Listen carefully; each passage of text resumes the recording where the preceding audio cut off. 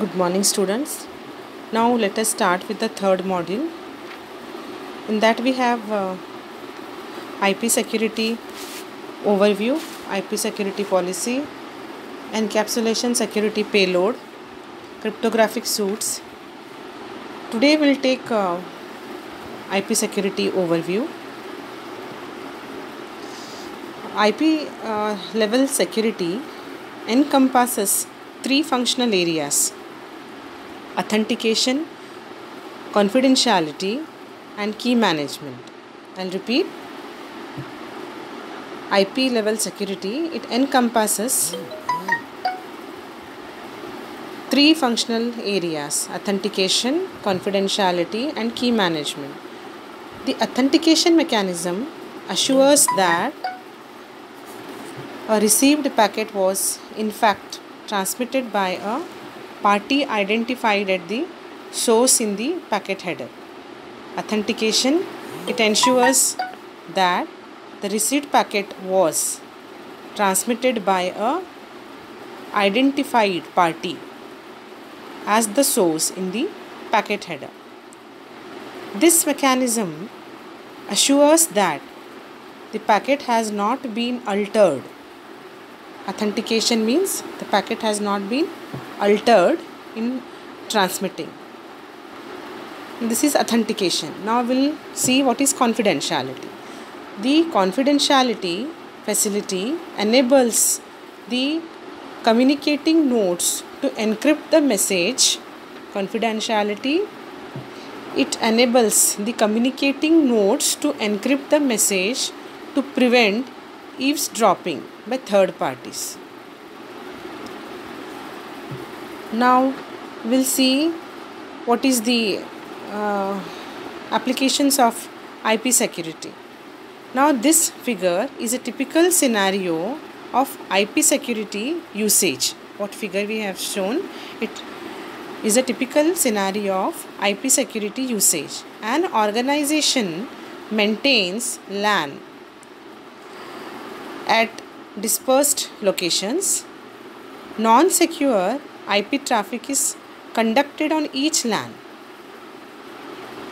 An organization maintains the LANs at dispersed locations. Non-secure IP traffic is conducted on each LAN. For traffic off-site, through some sort of private or public WAN, IPsec protocols are used. These protocols operate in networking devices such as router or firewall. For traffic off-site, through some sort of private or the public wide area network, IPsec protocols are used. These protocols operates in networking devices such as the networking devices can be a router or a firewall that connect each LAN to the outside world. IPsec networking device will typically encrypt and compress all traffic going into the WAN and decrypt and decompress traffic coming from the WAN. I'll repeat. IPsec networking device will encrypt and compress. It will encrypt, a form of converting one form of message into the other form. It will encrypt and compress, make the sizes small, all the traffic going into the WAN and decrypt. If you are performing the encryption, then decryption will come. If you are performing the compression, decompression will come. And decrypt and decompress the traffic coming from WAN. These operations are transparent to the workstation and servers on the LAN. Secure transmission is also possible with individual users who dial into the WAN. Such user workstations must implement the IPsec protocols to provide security. Now we'll see the benefits of IP security. There are many benefits. Some of them I will list now. When IPsec is implemented in firewall or a router, it provides strong security. When IPsec is implemented on the router, it will provide a strong security that can be applied to all traffic crossing the perimeter. Traffic within a company or work group does not incur the overhead of security related processing. IPsec in a firewall is resistant to bypass if all traffic from the outside must use IP, and the firewall is the only means of entrance from the internet into the organization. IPsec is a firewall, and the firewall is the only mean. I'll repeat, IPsec is a firewall and it is the only mean of entrance from the internet into the organization. IPsec provides security for individual users if they are needed.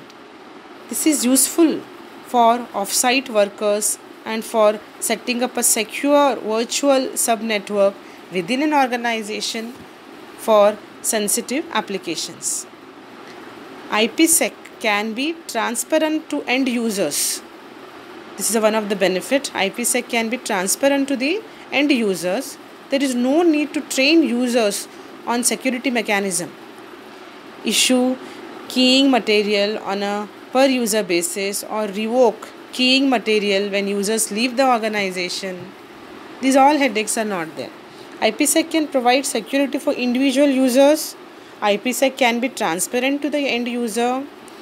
IPsec is the below transport layer. It is the below transport layer, TCP UDP, and so is transparent to applications. There is no need to change software on a user or a server system when IPsec is implemented in the firewall or the router. Even if IPsec is implemented in end system, upper layer softwares including applications is not affected. If IPsec is implemented in end system, upper layer software including our application is not affected. I'll repeat the benefits of IPsec. When the IPsec is implemented in the firewall or a router, it provides the strong security that can be applied to all traffic crossing the perimeter. IPsec is a firewall.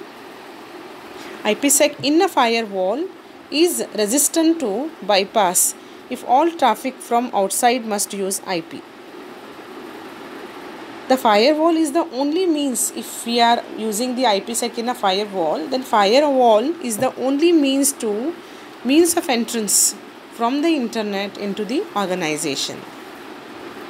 IPsec is below the transport layer, and so is transparent to applications. There is no need to change the software on user or the server system when IPsec is implemented in the firewall or the router. If IPsec is implemented in the end user, upper layer software including application is not affected. IPsec can provide security for individual user if they need.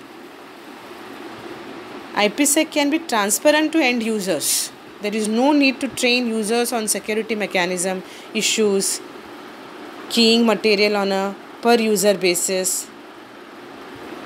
When users leave the organization or revoke keying material, IPsec can provide security for the individual users.